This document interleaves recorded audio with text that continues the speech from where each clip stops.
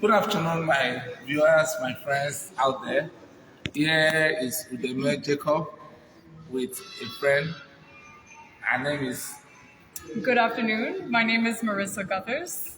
Marissa Gasus, is from the United States of America, and I am here in Lagos with Marissa. We are going to talk about children with special needs today, and I hope you will be learning something new from our discussion. Marissa, I want you to tell me, is it possible to teach children with special needs? Do you think they can be taught? And you tell me what you think can be done to help them learn appropriately. Great question. Thank you, doctor. So, yes, absolutely. Children with special needs can learn, and they can learn different things because no child with special needs is the same. Every child is differently abled. So, a child with special needs can learn, such as a neurotypical child in the classroom, or if they have more different needs, they can also learn what we call vocational skills. So maybe if they're not learning academically or in the classroom, they can learn a skill such as being an artist, working at the market, something in labor. But absolutely any person can learn. You just have to find out how to reach that person. And I think the best way to do that is to know one, to understand the child or the person.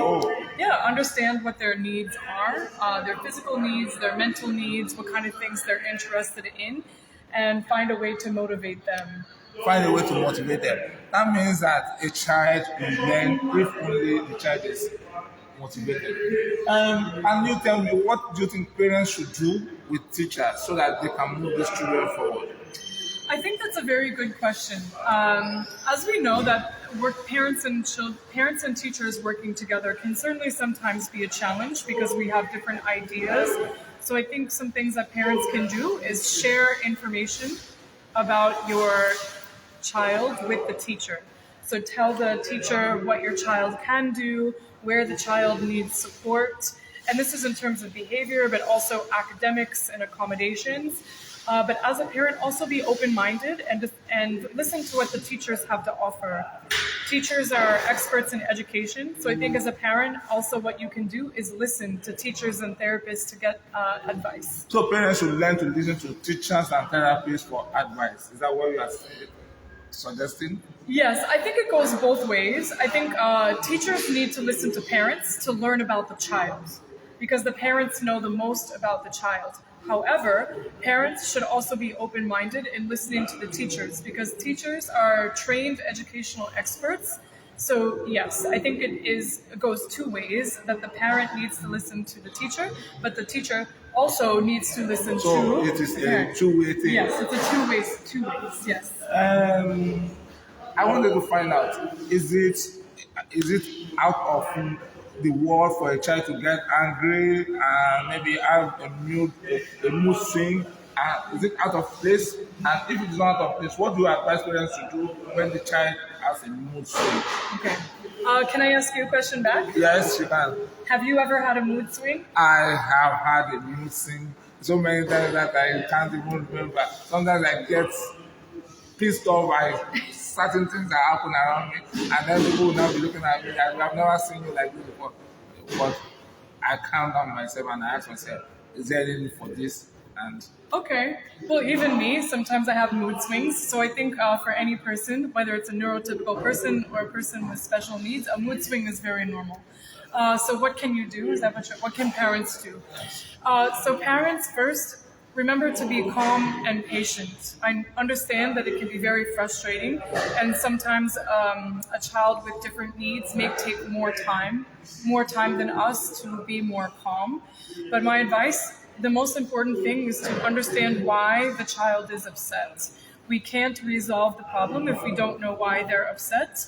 Even if your child cannot speak or is nonverbal, remove them from the situation and help them feel calm by being relaxed, taking some deep breaths. Maybe if they can't do that or can't count, play some calming music. You studied music, so you know. no, I just studied music. I did music therapy. You do music therapy, but music therapy can be very beneficial Yes. in helping students calm down. But my most important advice, parents, is we empathize with you, we understand, so you also have to do the same for your child. Empathize, be patient, and understand. Now, my last question is, what do you think government should do in the aspect of special education, considering what is happening in the States and Nigeria? Or what's your experience in this last few days? What do you think still needs to be done to improve on special education for special needs children? That's a great question. I mean, in any country, whether it's Nigeria, the United States, there are challenges in special education. The bottom line is that education is a human right, whether you have a disability or not.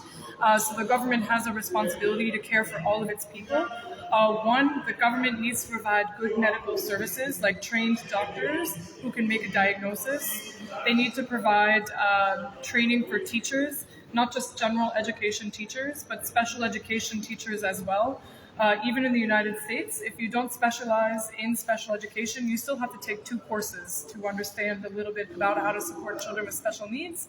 But I think also the government has responsibility to educate parents. We know that it can be a challenge or hard to accept as a parent if you have a child with special needs. So I do think the government also has responsibility to educate parents so they know how to support their children. I really appreciate the time you have given to me to talk to you and to provide this information, to put it out there for parents, caregivers, and teachers of children with special needs. Once again, you are Marissa Guthers, and thank you. It was a pleasure for having me. Thank you, Marissa. Thank you. Eshe Kupo. We got it. Yeah. Thank you. Right.